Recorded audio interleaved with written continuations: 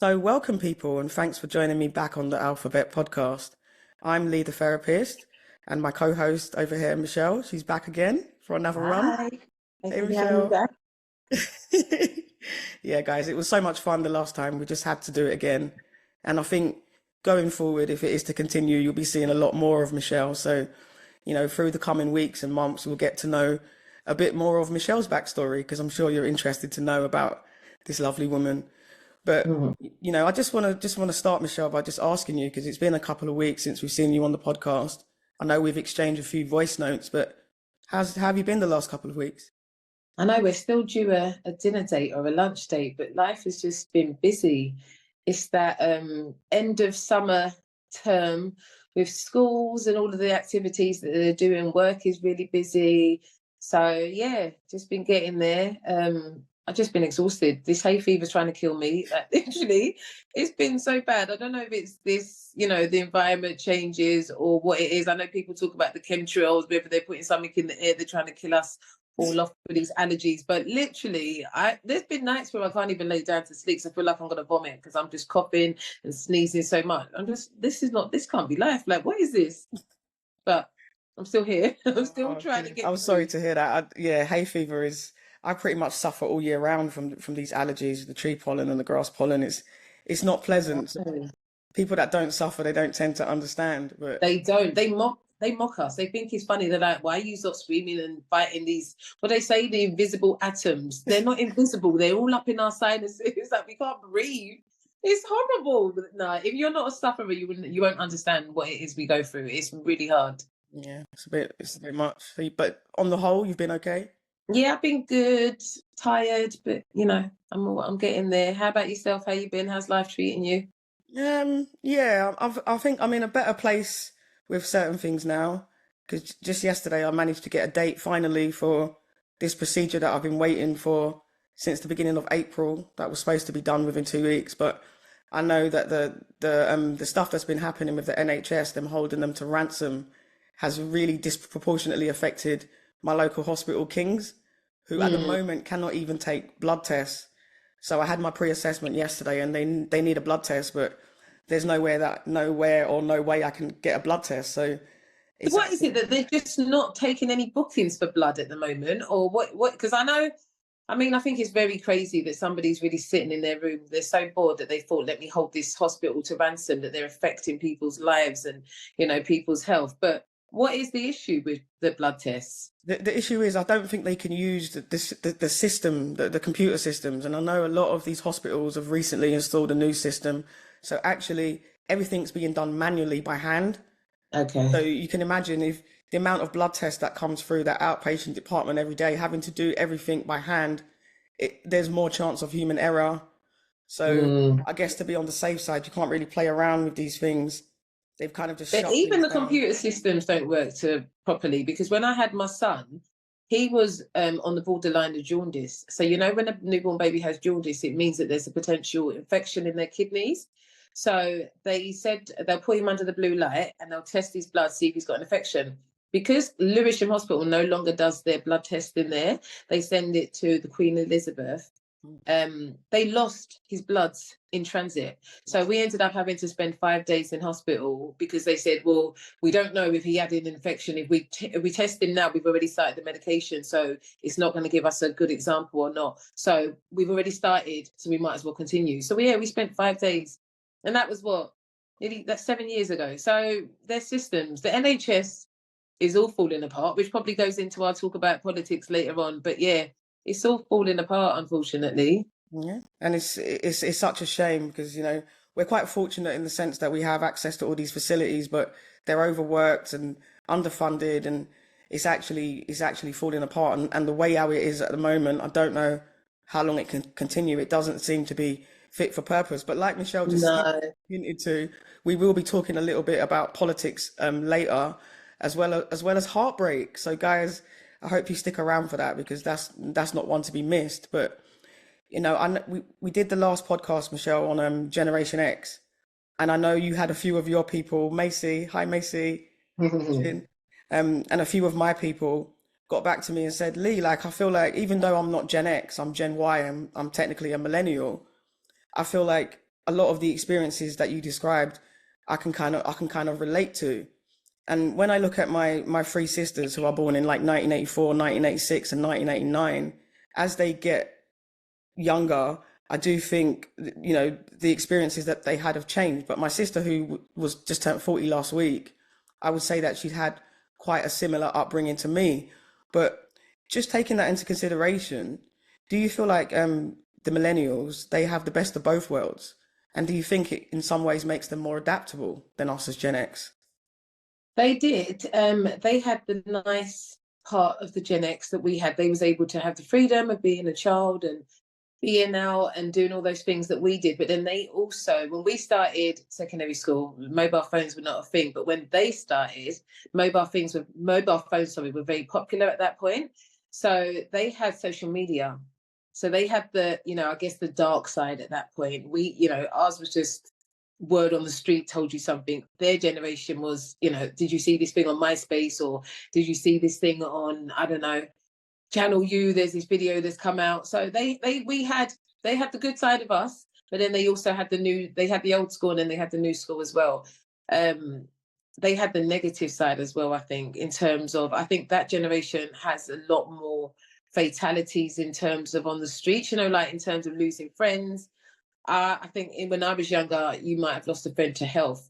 That generation then started losing into what was going on the street. So they had a lot of the new world, the new negative world that was coming up. I guess it does make them adaptable because they do remember the old school, but then they also know what was happening going forward. So they lived it. They was there from the beginning when it all started. Social media, the start of social media, and seeing, I guess, the uprising of, I know I was talking to you and you said you don't remember things like FacePic and yeah. I mean, that was before Facebook. Yeah, that was about, what's that? Maybe 2000s. Yeah, 2001s. So yeah, they had the best of both generations. And I think it has helped them to understand things. Maybe, like you say, you struggle with electronic things because we didn't have, main use of computers when we was in school, did I we? didn't even do computers at school. I didn't. See, we had computers in certain lessons, but there was like maybe one computer for 4 or 5 children, whereas that generation had, computer studies. They did IT, and it was like a computer each, and this was your lesson. So yeah, they were fortunate, but at the same time a little bit unfortunate because they saw the beginnings of the bad stuff. Yeah, yeah, I would agree. So for all you millennials that feel like we've been a bit harsh, I will say that, yeah, you guys did get a bit of the Gen X experience, but I feel like the fact that you got one foot in and one foot out, I don't think we're gonna claim you. I think you have a slightly different experience, like the likes Yeah, of that will never be seen again. I don't think they make them like us anymore, no. to be fair. But Michelle, we would have to live under a complete rock to not know that the 4th of July in this country, we're having a general election. Now, I'm gonna be open and admit that I don't particularly have an interest in politics this day and age, but I had to reflect, and I actually studied 19th century British political history as a student. And what I will say is it was extremely boring.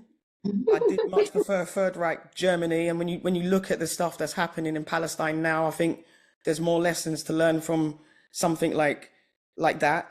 British political history was always very boring.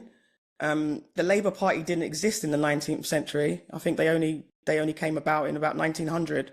So the Tories and the Liberals were the only two parties that existed. But that's when my interest in politics died. I found it extremely boring.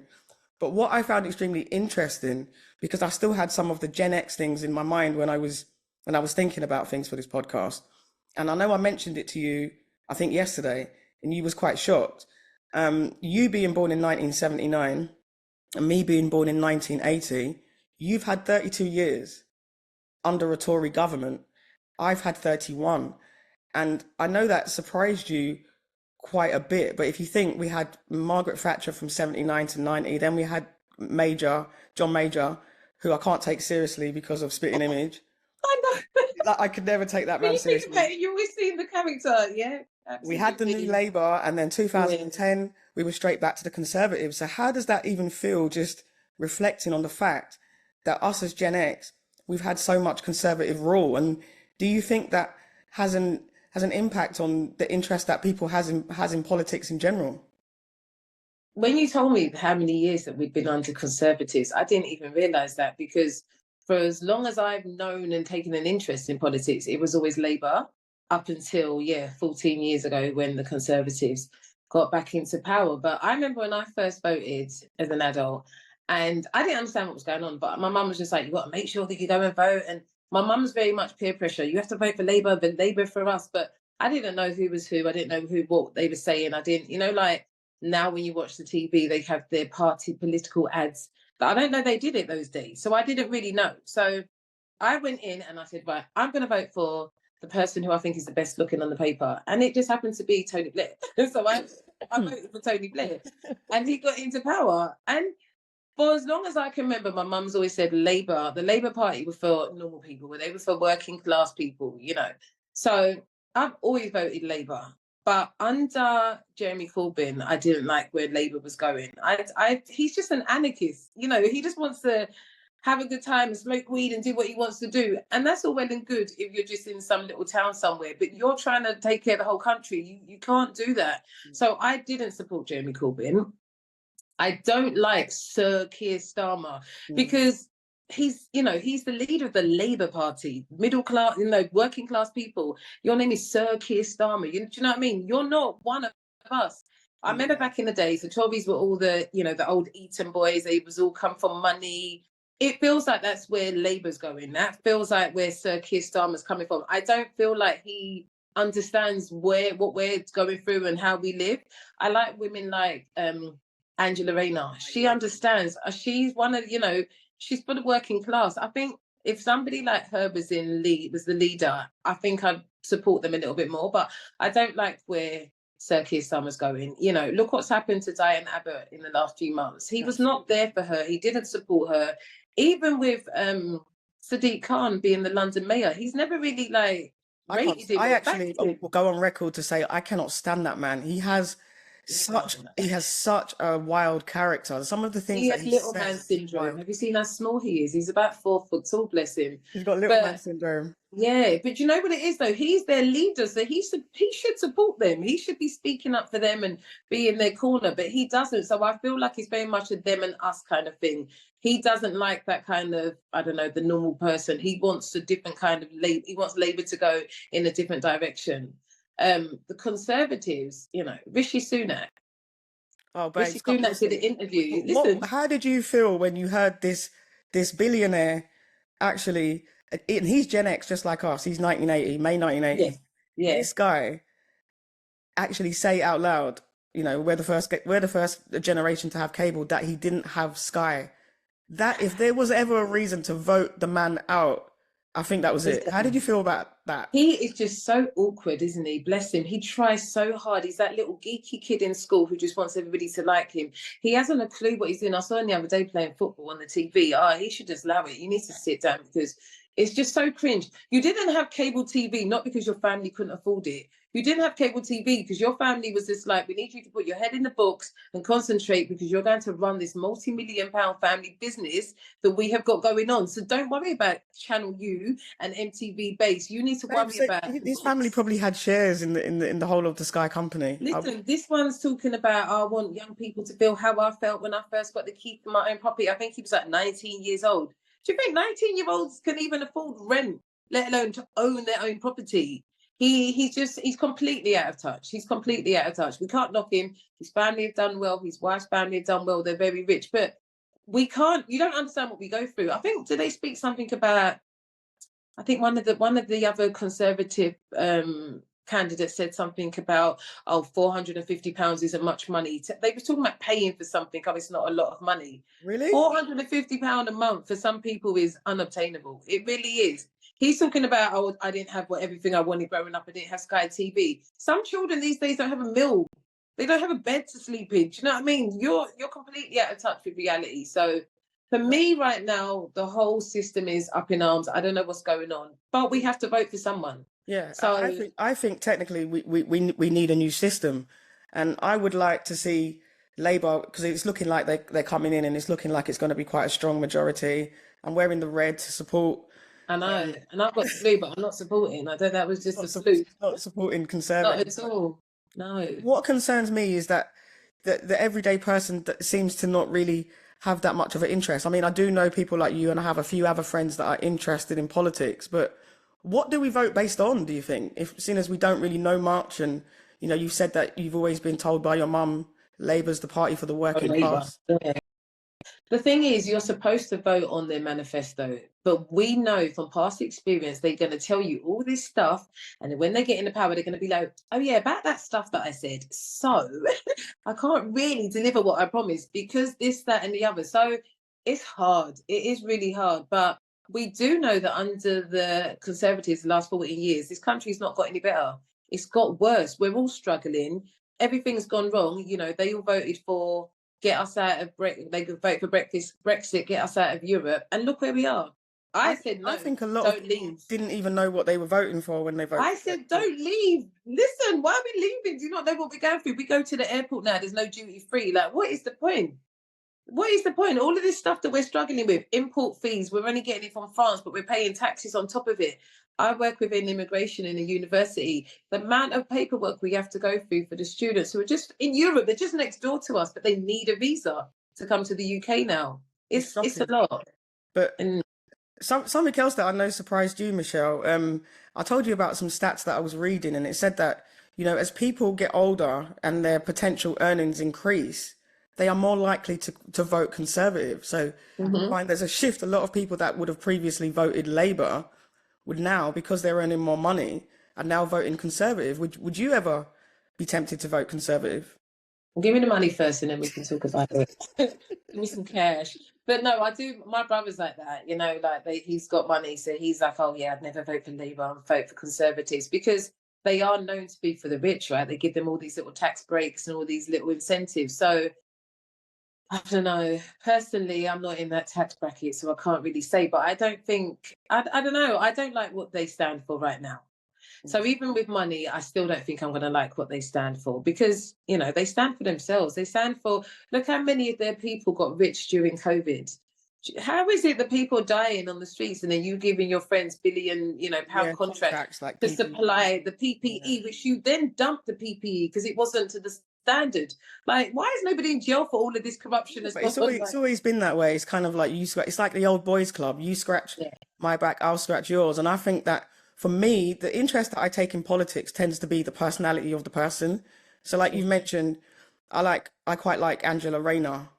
Yeah. I've heard good things about the Labour MP for Lewisham, Janet Davey. Yeah. I now know that my local MP is a woman called Helen Hayes because something came through the door the other day. But I didn't really know that before. But I tend to go with personality. So strangely enough, even though I'd never would ever consider voting Conservatives, no matter how much money I have, I quite liked Boris. And people would look Oh at me my and be like, Lee, why did you like Boris? And I liked Boris as a personality, not as a politician with any sense or as someone to run the country. But what I no. liked about Boris, Yeah. incidentally, was that he never pretended to be anything other than he was. He's representative of the old boys club. He looks like a lot of the people that I went to university with that had a lot of money and also look like they've been dragged through a bush backwards. He didn't pretend to be anything other than he was. And actually, in some senses, he had the mandate from the public because he was the last prime minister that's actually been voted in. Rishi Sunak doesn't have that mandate. He's his local MP, but we've not voted for Rishi Sunak to be prime minister. And we certainly didn't vote for the lady that lasted 50 days. So, I The quite thing like to is, see I them. agree with you with Boris because Boris is my fantasy dinner table guest. I think he would be hilarious. I think he would tell you stories from all over the world, all the things he's got up to. In terms of running the country, no way. He's a buffoon. He doesn't take anything seriously. He's a whole clown. But they did put him in power. And I don't know if it was because people was taking the piss out of us, like, yeah, let's go in. Let's get the funny guy who was doing a zip wire and was caught hanging upside down with his pants almost hanging off. Let's get Boris. Boris is fun. Yeah. Boris doesn't know how to run the country. He doesn't take things seriously. He was taking advice from his, at the time, fiance. Well, she's not even in politics. She's a journalist. How are you getting advice on how to run the country? Boris is too busy making babies, Michelle. We're doing pivotal. We're making babies, and you're giving me what should I put in the manifesto? Let me know, and then I'll make it. Do you know what I mean? He Yeah, wasn't make it sound serious. good.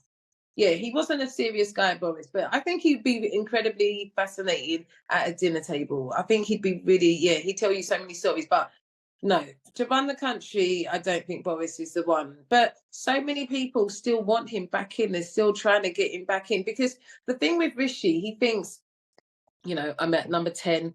They accept me, they want me. At the end of the day, you're still a brown man in this Yeah, white country. They don't want you there. They don't. They're all of your people that you're leading, they're working on ways to get him out of there. They don't want him there. yeah. And purely because of who he is and what he stands for, the fact he's got money, the fact that he's Asian, they don't want him there. So He's he still needs to othered, remember isn't he? that. He's still not one of them, no matter how hard he He's tries. never going to be one of them, unfortunately for him. He will never be one of them. But I think politics all over the world seems to be falling apart because even America, how is it even a possibility that Donald Trump is going to be president again? I don't even understand as a But I possibility. think it's shocking that America, as the country as big as it is, the two best candidates they have in general are two Yeah. men in their 80s. Not to be ageist, but It's not even about that age. I love Joe Biden. He seems like a lovely guy. He seems like that drunk uncle who's got dementia. He's always wandering off doing things. They're in the middle of interviews. He'll wander off. He'll say to somebody in the middle of an interview, "Oh, what's your name again?" You're meant to be running a country that's how many hundreds of millions, and you keep losing your memory. So it's not even about an it's age like thing. ADHD, It's babe. just the fact that you need to sit down now. You need Yeah. to. Wasn't he a prisoner of war in Vietnam?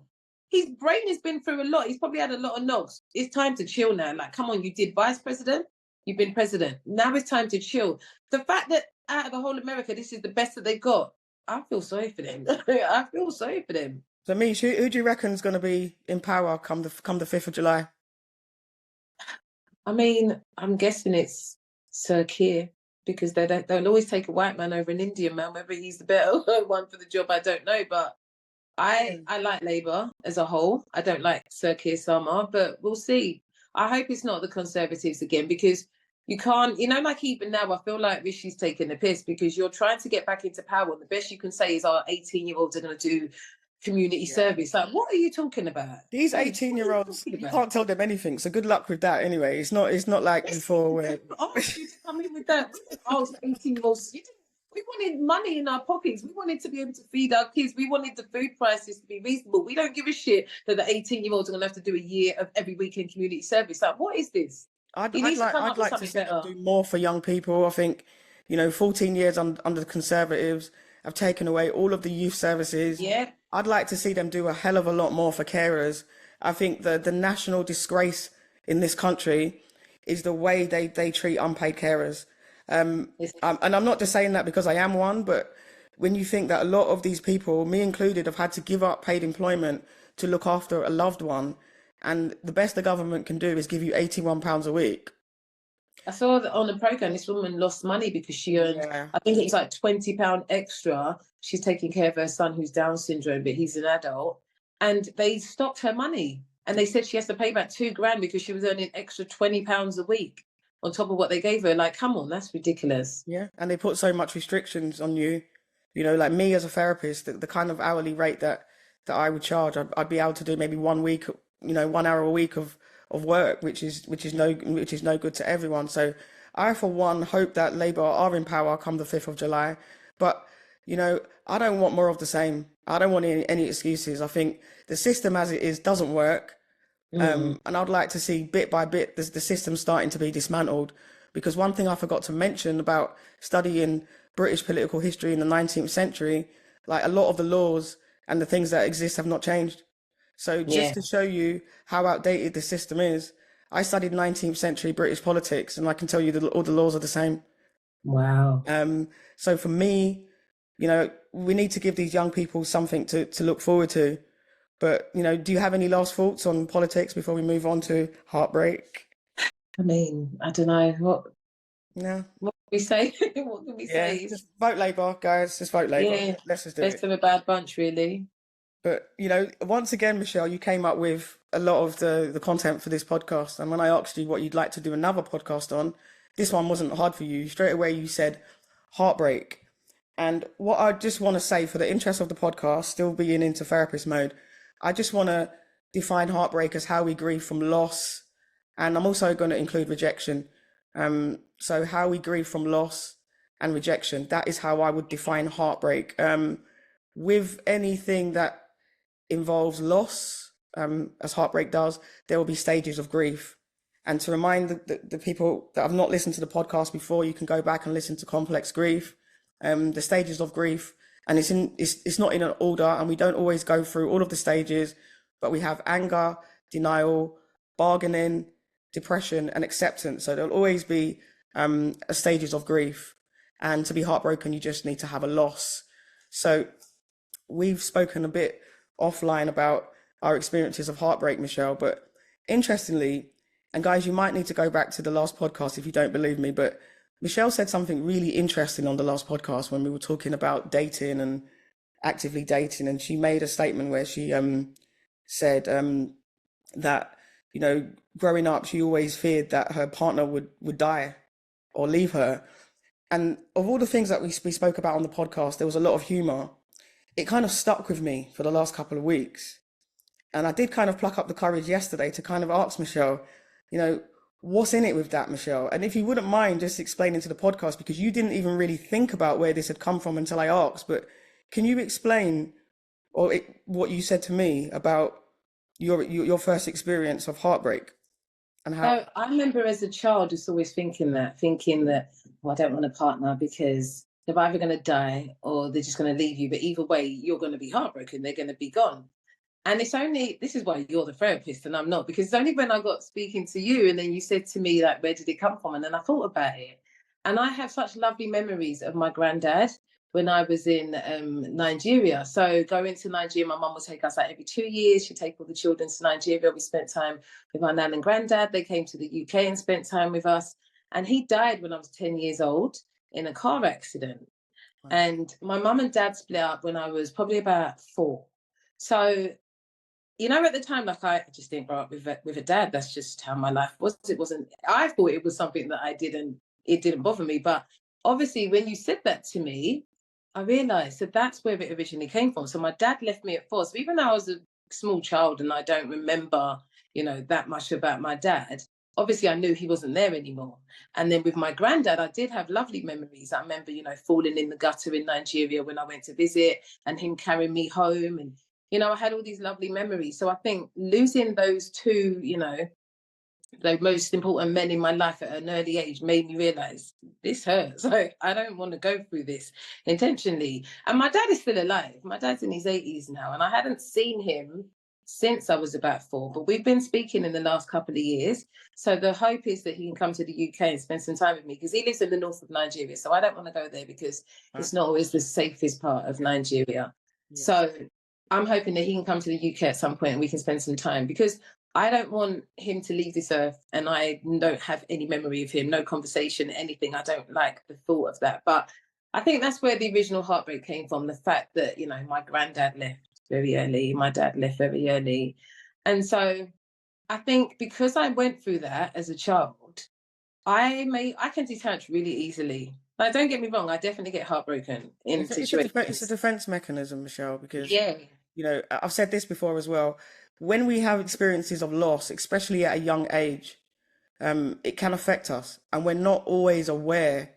And this is why I'm saying it's so important that you go back to things and question the reason why you feel the way you feel about certain things, because there will tend to be a reason for it. So people that have experienced loss and trauma at a young age would tend to, I would suggest, have more issues with heartbreak. And because I know you the way I know you, I wouldn't necessarily call you an overly emotional person. I wouldn't expect you to be crying into your cornflakes or anything. But I wonder if that manifests sometimes in some type of avoidance.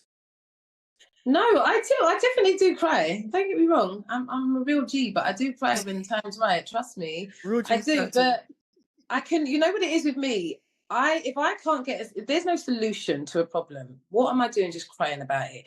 So if I'm in a relationship and the relationship ends, I'm not going to run you down. I'm really not. You don't have to tell me more than once that you don't want me. So if it ends, I'm sad about it, but I need to move on. So my thing is, I just move on, and it might take me a few months, a few weeks, but I will move on. I will never be that person that's sitting there harboring over that lost love and, oh my God, well, my life is over because he's got, no, it hurts at that time and you're sad because even like my last relationship ended 2 years ago. I haven't dated since then. And it's not because I'm still thinking about him. It's just because I know what that felt like and I don't want to go through that again anytime soon. So I'm taking my time now going forward. But I don't hold on to things that I can't do anything about. Me sitting there crying and getting upset about the fact the relationship Mm. ended, he's not coming back. Yeah, He ain't it's not coming going to change back. anything. But you said It's something not. there that I think is important to differentiate.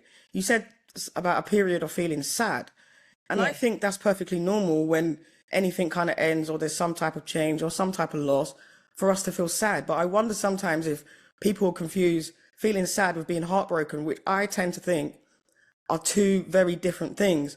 I think the reason why people look at relationship heartbreak as like all consuming is because a lot of people tend to see relationships when they break up as a failure.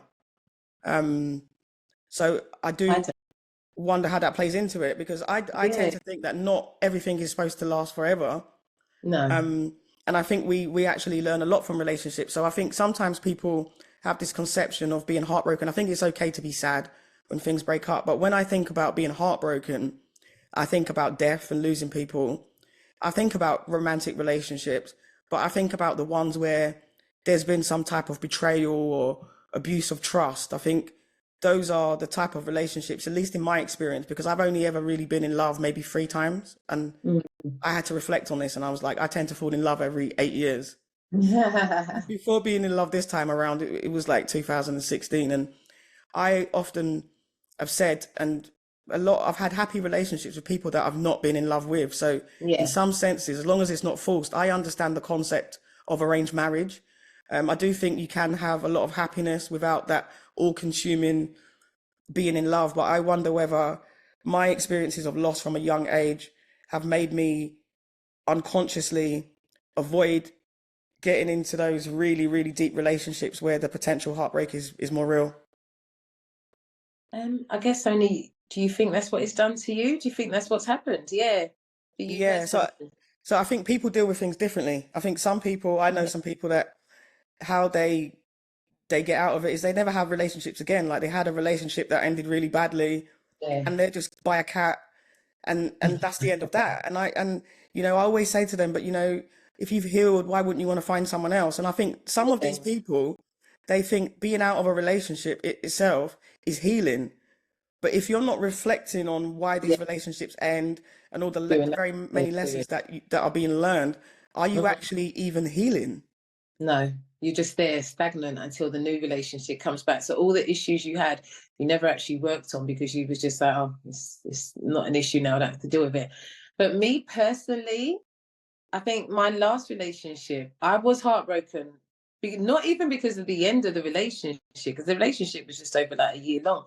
But that was someone who was my friend for like 15 years. So that's where the heartbreak came for me because I lost a friend. Yeah. Like the actions that he did, I didn't see that coming from him. Hmm. So the 15-year friendship that I held so dear, it made me think, hold on, did I even know this person? Because I never would have thought that person would have handled me like that. So that's where my heartbreak comes from. And that's where I wouldn't, I mean, men come and go in it. So the relationship ended, whatever. But the friendship is the one that I miss. And that's the one that I will always think about. It was 15 years. 15 years is a long time to have Yeah. a friendship and for it to end. But it had to end because of how he moved. So that's what left me heartbroken. It wasn't the end of the romantic side. It was the friendship that ended for me. That was what upset me. But yeah, I've probably been in love properly 2 times, and yeah, it does hurt at the time. It really does. And you think, you always feel like, does it ever get better? But it does. Like at the beginning, that's all you think about. They're Yeah. in your head. What are they doing today? We would have been doing this together. And then as the weeks and months go on, you realize I haven't even thought about them at all today. Yeah. And it can be Or quite it can be quite gradual. yes, It can be quite gradual because I know I've been open. I'm recently going through a breakup and I'm just going through the stages of grief. I think I've got to the acceptance stage. I've accepted that this relationship's over, but I'm going from anger to acceptance because there's still some things that I'm angry about. And sometimes when you don't have closure, Mm, that can make the impact of the heartbreak a bit more, because you don't really get to say what you want to say or get the nah. clarity that some people need. I mean, some people don't need closure, but some people, No, I feel like closure is overrated because yeah, sometimes it leaves you even more having more questions because they're never really going to say what it is that you want to hear. You know what it is that went on in the relationship. You might know what went wrong. Maybe you don't know what went wrong, but you just need to move on from it personally. I don't think, like when you're so heartbroken, you think to yourself, how is this person feeling? Are they in their room heartbroken as well, crying? And they'd have got on with their life. They might have started a whole new relationship, being yeah, living their best that's life. that's what keeps me strong. I Yeah. feel like, why would I be sitting here crying over someone that doesn't even think about me? But sometimes I think that can be a bit short-sighted, just because, we always assume that, it's just us that are feeling things. I think even when people end relationships with other people, I still think they can feel stuff. And I said to you, and I said this to you last week, and you was like, what do you mean by that, Lee? And there's this whole thing where sometimes it can be your ego that's affected when especially if you get dumped or something, and you're thinking, oh, like, is this person that they want to be with better than me? And I said to you, there's no such thing as better than, there's only better for. So, Mm. I hope all of my exes, all of them are happy, and I hope that they found someone better for them. Have they found someone better than me? I doubt it. But Yeah, have they you're found gonna someone want that. better for them? I hope so. And, hopefully in time I'll find someone better for me. But how are we managing heartbreak, Michelle? Because you spoke about, that relationship with your friend that 50, how did you manage the heartbreak? Just had to get on with life. I've got 3 kids in my house that need me to stand up every day and look after them, so I can't wallow for too long. So I think I don't know. It was one of those ones. I started a new job actually like a week after it happened, so that definitely helped me because then I had something else to focus on. Yeah. And the routine, so the routine that I had with him wasn't there anymore because I started this new job, so I had a whole different routine. Um, so yeah, it I just had to get on with things. Basically, I had to get on with things. The thing I think now for me and for the past few years, my phone doesn't make noise anymore. Like nobody calls me, nobody texts me anymore. So I think that's the bit that I miss most because we always spoke. Most days we spoke. Yeah. It's Before that we was in a void, isn't it? It's relationship. that It void that is. It's sometimes like you it's can't. like death almost, isn't it? Like they just go. And I mean, he didn't just go. I changed my number because I didn't want to give. I hate the whole, like when someone pops up months later, oh, how are you? I hate that shit. I don't you dare.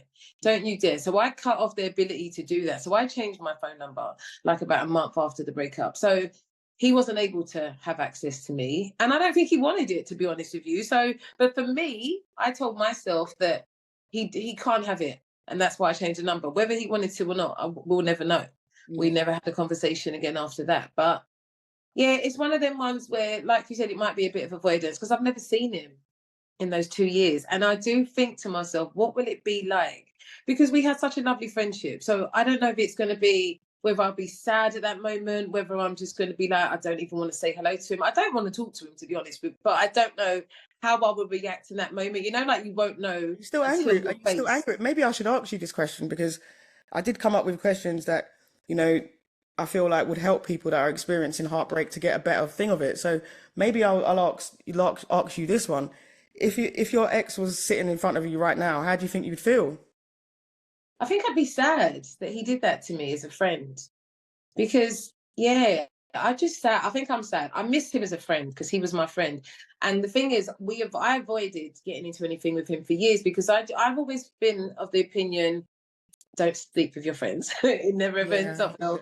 I've When once you cross that line, it's never going to be the same again. So for years I avoided it. And all my friends used to say, oh, he really loves you. You two are meant to be together. You get on so well. So when there was a point where I broke up with my children's father, and then me and him just started getting closer. So it kind of just happened organically. It wasn't even something I was looking to do. It just happened. So I just thought, okay, this feels nice. Let me just roll with it and see what happens. And we did. And then he made all these promises, you're the love of my life, all this other stuff. And then a year later, he ended it. So yeah. it was just like, why did you even open that can of worms and then just, Yeah, it does make you wonder. I think sometimes people have like a fantasy in their head, and yes. fantasy is often difficult from the reality. But guys that's listening to the podcast, it's a good question to ask yourself, how, to get really a grip, because sometimes you don't know how you feel, but to ask yourself that. Also, to think about the best and worst memories you had with your ex, can be good. But you also want to take some learning away. So things like any red flags missed. But Michelle, how do you think heartbreak changes us? Because I would say in 2016, I lost my aunt who was very young. She died in her sleep. And then, like a year later, I lost my cousin. And about a month after that, I lost my nan. So between 2016 to 17, I lost three very close family members. And what Mm. I will say is that I think it has changed me. How do you think, what ways does heartbreak change us and how's it But how changed? did it change you? For the better? Um, I don't know. I just feel like you hear people say this when they go through grief. I had my friend Rachel on that spoke about the murder of her son, and it's this whole idea of when you go through grief, you kind of feel like you have to get back to the person that you were, because for a Mm. little while you do lose yourself. You've got those five stages that I told you about: the denial, the anger, the bargaining, the depression, and then before you get to the acceptance. But I feel like there is this pressure for you to go back to the person that you were before you had these losses. And I think, especially for me, losing my grandmother, who was like a maternal figure for me, and also the process of losing her quite slowly, and she got dementia, so she started to lose her memory. It was it was so painful, and it wasn't like any other loss that I'd experienced. I mean, I lost my dad when I was 9 years old, and that was traumatic, but I was young. So Yeah. I feel like those three losses that I had there were the most significant losses I'd had as an adult. And I feel like there's a part of my heart that doesn't exist anymore. I feel like there's a part of me that's closed off. Sometimes I look at myself in pictures and stuff and I think, you just look sad. And I feel like that sadness that, that was with me when I first found out my nan in particular had died. I feel like it's Mm. still there. It hasn't really shifted. I feel like I have good days and bad days, but I feel like it's always there. So I feel like it's changed me in that way. And the relationship heartbreaks that I've had, as you know, some of my relationships have been quite traumatic and there's been consequences. I I just think it's changed me because I'm quite open with my story and the things that I go through, and I'm quite open with my partners. And it's changed me because it's affected the way I trust people, because it's a lot to trust people with this information. And I feel like a lot of the time, the information that I give people has been used to hurt me. So Mm. I feel like that's changed me as a person. I feel like now I'll be a little bit more guarded. And just to answer the question I asked you, if my ex was in front of me now, the only question I'd want to know is why. But like you say, asking a question leads to more questions and more questions, and you kind of just have to accept at some point that whatever you thought something was, or it just isn't. And life is actually too short to stay in that zone. So I hope that one day you would be able to see your ex and not feel some type of way. Do you feel like that would ever be a thing? I mean, there's no anger. I'm not angry. I'm more sad. I'm more sad about the loss of the friendship in terms of him. But I think when it comes to grief, I've been told that you're one person before losing a parent and a different person after losing the parent. So that's something that scares me, because I've seen people literally sink into depression from losing their parents. So that's a bit of a worry that I'm not prepared for. And I hope, never ever Yeah. happens. And Life is as we get life. older, like you say, Michelle, it's happening now. Yeah. The older generation above us are dropping out quite rapidly, Yeah. and we're starting to lose friends. So, actually, when I think of heartbreak, that's the heartbreak that really gets me. Just know Yeah. when there's nothing like, that coffin closing and seeing someone in the ground Yeah. that you love, and just knowing that you'll never see them again. Hmm. But what do we learn about ourselves and others from heartbreak? What do we learn from You have heartbreak? to do something. You've got to take something from these situations. I think if you allow heartbreak from a romantic relationship to affect you, you can become quite hard and quite standoffish, and you never want to get into a relationship again. I speak to like 30 somethings, late 20 somethings who say, "Oh, I'm never getting into a relationship because all men are this and all men are that." And that makes me so sad, because you're still so young, and yeah, Mm. there are men that are like that, but there are some also good men out there. There's a lot of So good to men. be in your late 20s, early 30s and shutting yourself off from love ever again, that makes me really sad. It really does, because I'm not saying go out there and search for it, but live your life, but don't be closed off to it. Do you know what I mean? Like, be open to the possibility that you may meet an amazing man. There are amazing men out there. and women, I'm sure, you know. So Yeah, I'm sure. yeah, I need to so meet my some of them. me too, but a lot of them already taken. Unfortunately, we missed the boat. But the thing I think personally, you have to take something from the relationships. Whether you learn, you know, how to move going forward, whether you learn not what not to do going forward as well. I think it teaches you, because I think sometimes you might give your all to a relationship and then you realize I did all of that for nothing because they didn't appreciate me. Yeah. Like, yeah, it was just a waste of my time, and I'm too good of a person to even put up with this shit. So what am I doing? It makes you stronger. It made me stronger. I But appreciate my exes. I really do. I appreciate all of them because Yeah. I've learned something from all of them. And you said it there. Not only do we learn about other people in relationships, but we learn about ourselves. Like I finally learned that I tend to do more than my share. Yeah. So, it's often really appreciated in the beginning, but it can become a thing when people don't pull their weight because they kind of Mhm. expect it. You treat people well, they kind of expect it after a while.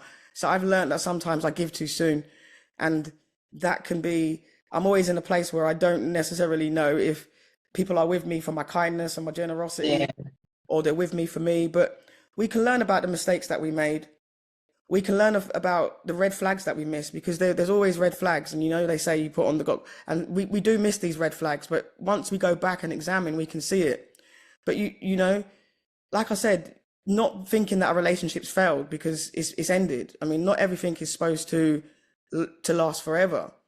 But I think a lot of learning can be taken from our past relationships because there will be good times and bad times, things we've done wrong, things that we will never do again. What are the things that we definitely won't put up with next time?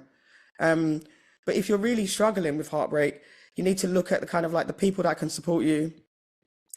Start focusing on some of the great things to do that you can do while single, because there's Mhm. certain things that you cannot do when you're in a relationship because it would be appropriate. But being able to just do what you want when you want What is sort of things are you thinking great. about?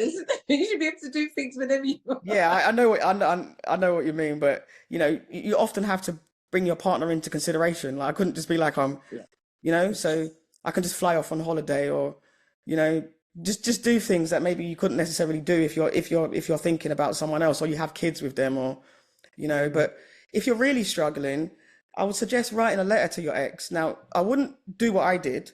Not that the ex that I had now, but the one before that, I decided to write a letter. But me being me, I sent it. Don't Oh post the gosh. letter. If you're really struggling just to seek that closure, write a letter to your ex and do not send it. Getting those emotions out will really, really, really help. And like I say, look at the people that can support you because you've got friends, and if you tell them how you're feeling, they can help cheer you up. You know But what? Talking about writing letters to exes, I got about 2 years ago, I got an email from an ex from 14 years before. wow, So we dated, and he was a little bit older than me, only a couple of years older than me. But I remember this was like the email days, so we never had mobile. I guess we would have had a mobile, but we used to communicate through email. So he went on a holiday, and I remember he went to like Brazil or something, and he emailed me and was saying, "Oh, I'm having such a good time. I'm seeing all these beautiful ladies. They look like Jennifer Lopez, but you can't talk to them because they don't understand English." And I got quite upset because I'm seeing this man and he's telling me I'm on holiday and there's all these beautiful women, but I'm trying to talk to them, but they don't understand what I'm saying. So I sent him an email and I was just like, I feel like you're really insensitive. And I don't know what the point of the email was about, but I don't want to talk to you anymore because I think you're a bit of an arsehole. So I yeah, stopped talking to him. And then 14 years later, I remember I was in my bedroom and then some email popped up on my watch and I was like, what? That email's from years ago. And then when I read it, he was just saying, I'm really sorry. I'm oh sorry I wow, treated you like that. Like you was a really good woman. I didn't appreciate you at the time. that's But nice. unfortunately for him, I was already seeing someone. So who knows where that might have been. But I was in a relationship, so I couldn't even pursue that again. But I was just like, well, thank you. First of all, I was going to ignore him. I just thought, I don't want to give him the justification of saying, okay, yeah, I'm all right. Thank you. Your apology accepted. But then I thought, actually, it must have taken a lot for 14 years later Yeah, for you to come back and say, I'm sorry. So yeah, I really appreciate that. I think that's a great thing to do. I mean, I've done that in the past. Especially in my earlier days, I've treated people quite badly, not intentionally, but when you're not really as invested as them, and I've had to Yeah. go back and apologize. And likewise, I've had some of my exes come back to me and say to me, like, Lee, I didn't really I didn't appreciate you at the time. You're one of the best partners I had, and Mm. I'm still friends with some of my exes because of that. One of my exes I'm really close to. She's actually one of my biggest support systems. But any regrets, Michelle? When you look at life, I mean, you're 45 now. Yeah. What are your biggest regrets?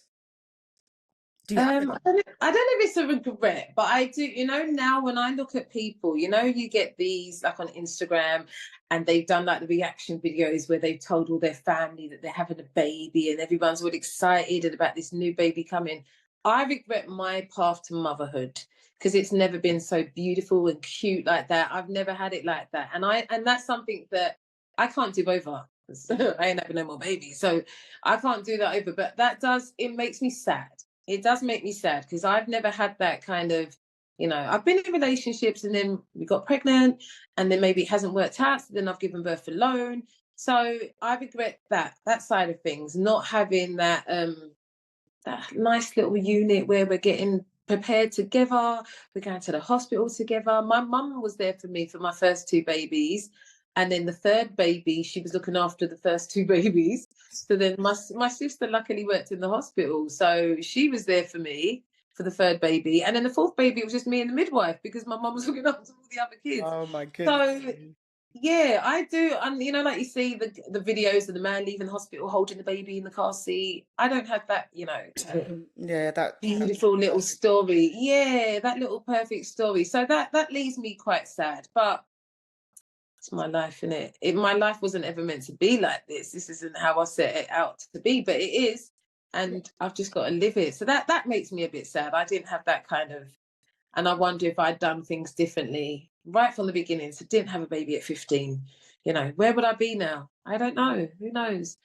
But I love my kids, every one of them. They was all wanted, they've all loved. So I don't regret the children, but I kind of regret how, I guess the path of motherhood is a bit of a sad one for me. Yeah.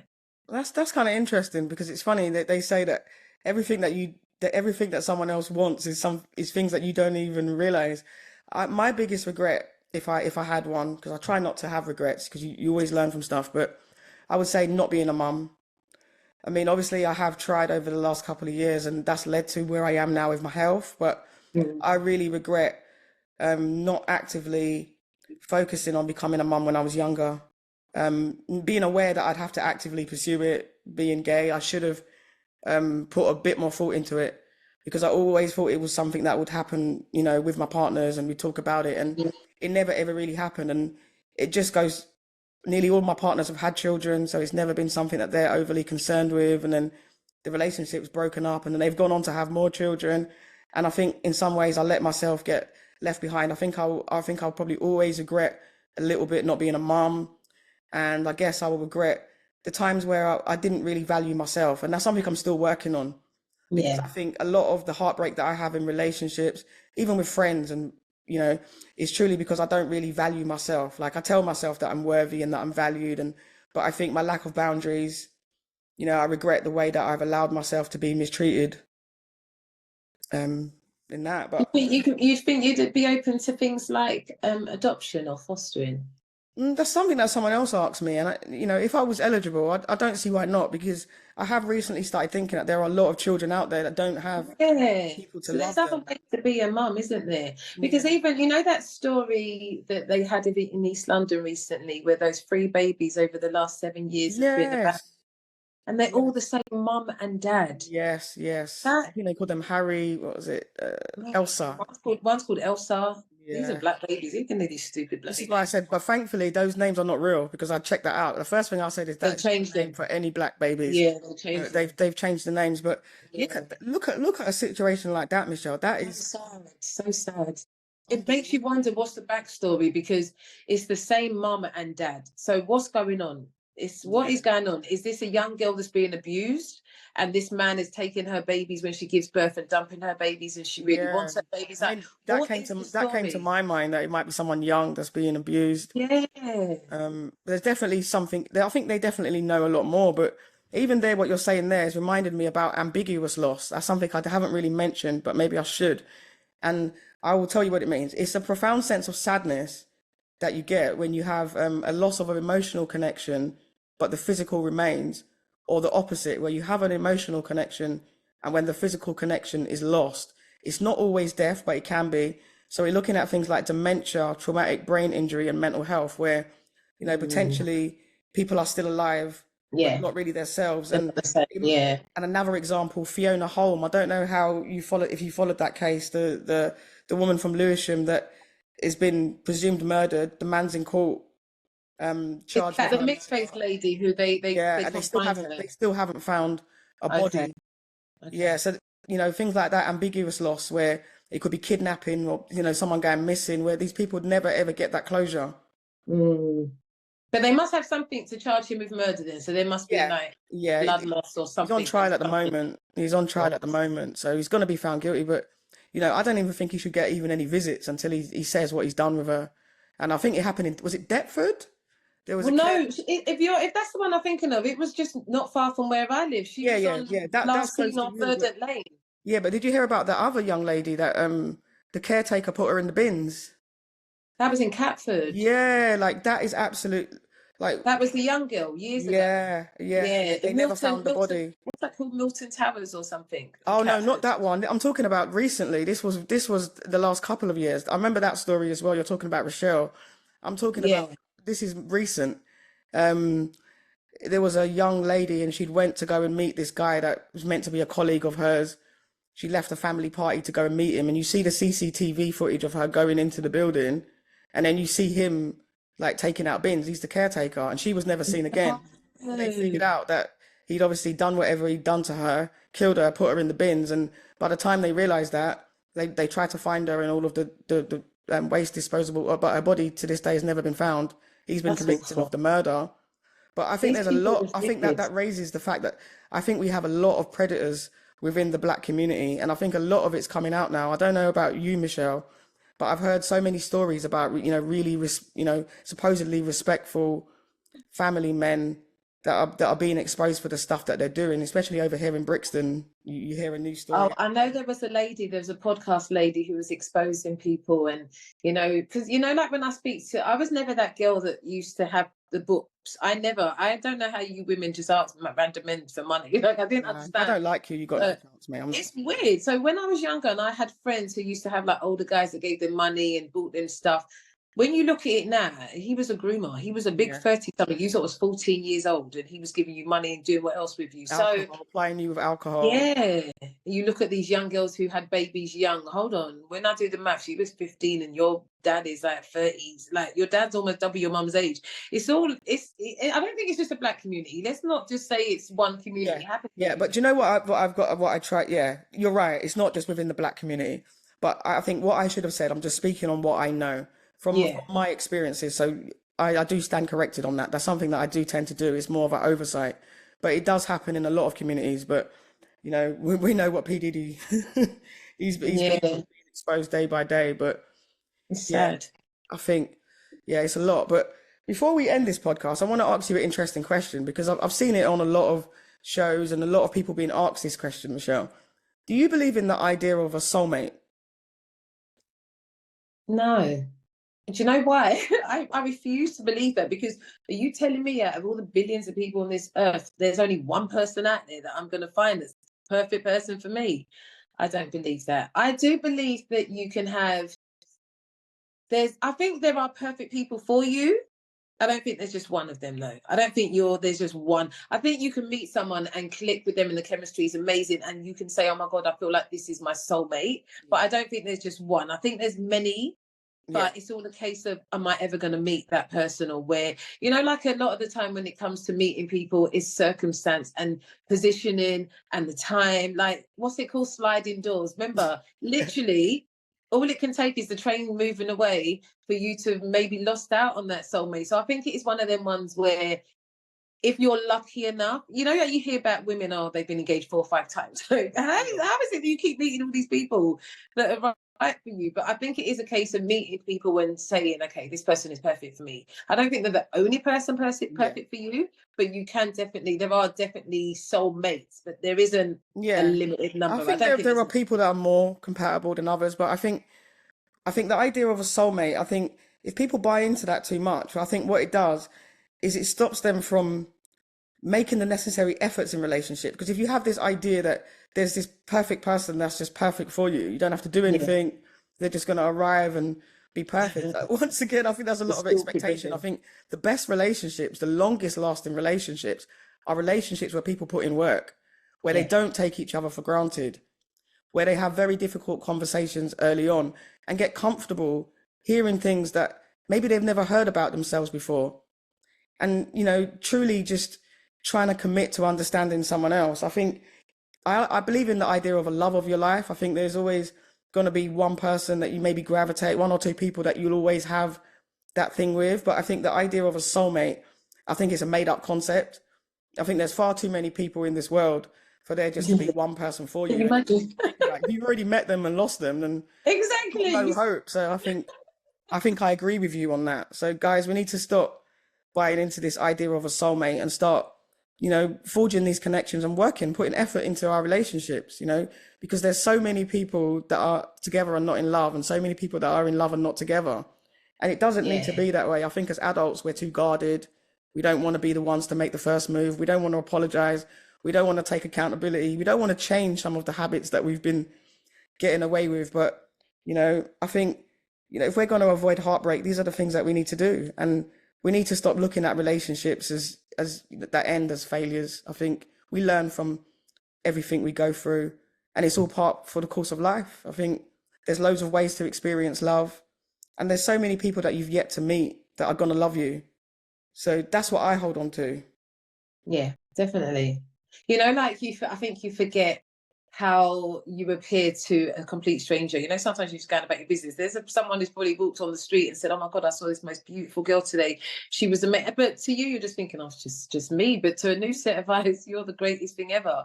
Yeah. So I think you should always remember your source, remember how amazing you are, and just know that anybody who is lucky enough for you to allow them into your life, they're lucky that you've allowed them in. So for me personally, I don't think I've ever had a soulmate. I don't think I've ever had that kind of love. I think that's what keeps me going, because I Yeah. know that kind of amazing love, that story's out there for me. It's Yeah. out there. I'm waiting for it. But yeah, I don't believe in the concept of a soulmate, but definitely chemistry is big. I'm very big on chemistry. I'm big on energy. When I meet somebody, I kind of pick up their vibe, and from then I know, okay, this looks promising. We're flowing with each other. The conversation's going. I think for me personally, I always want a friend Yeah. before anything else. Like, you need to Yeah. be able to be my friend. I have to be able to like hanging out with you. I like Yeah. to have conversations with you, spending time with you. So that's where my relationships start. Like, let's be friends and take it from there. Yeah, I think that's a good way, and that's the way that I tend to go about it. And when I haven't gone that way, you find that people can love you and not like you very much. You realize that you don't actually get Don't along. like that person. Yeah, so love is one thing, but yeah. As But Tina said, what's love got to what's do with love it? got to do with it? We really have to be a bit more using a bit more discernment. I mean, love is Yeah, like, if love is this thing that's out of our control, we need to take more control of who we allow into our personal spaces and yeah, who we absolutely. share our bodies with and who we create those soul ties with. So I don't know. How do you feel, Michelle, at the end now? Do you feel like the discussion's been had, or is there anything you'd like to add to this discussion on heartbreak and regret? No, I mean, like I said, I don't have regrets. I just, wish if I could do it again, I would do it a little bit differently. Yeah, Still have this kind of similar outcome, but maybe, in a different kind of pathway. So, yeah, I've lived my life how I've lived it. Nobody else was able to live it for me. I didn't get into relationships till I was in my 30s. And I don't think it was a negative thing. I was able to live my life and have my freedom. And that's probably why I'm able to, I'm more likely single than I am in a relationship. And I'm happy. I like my own company. I go on yeah, holiday by myself. I go to the movies by myself. yeah. Like, I But like my I own would space. suggest that's better because any person's just going to add to that. Do you see what I'm Absolutely. saying? You're not Yeah. relying on someone else then to have to come in and make you happy and look after you and do all of these things that you do for a child. So I think that's a good place to be in, to be self-sufficient. Hmm. Because a lot of our negative patterns come out in relationships. So I feel like people need to do more work. So it either comes out with your parent or your partner. So I think we need to be more mindful and take responsibility for the things that we can do differently too. So not always putting the blame on other people.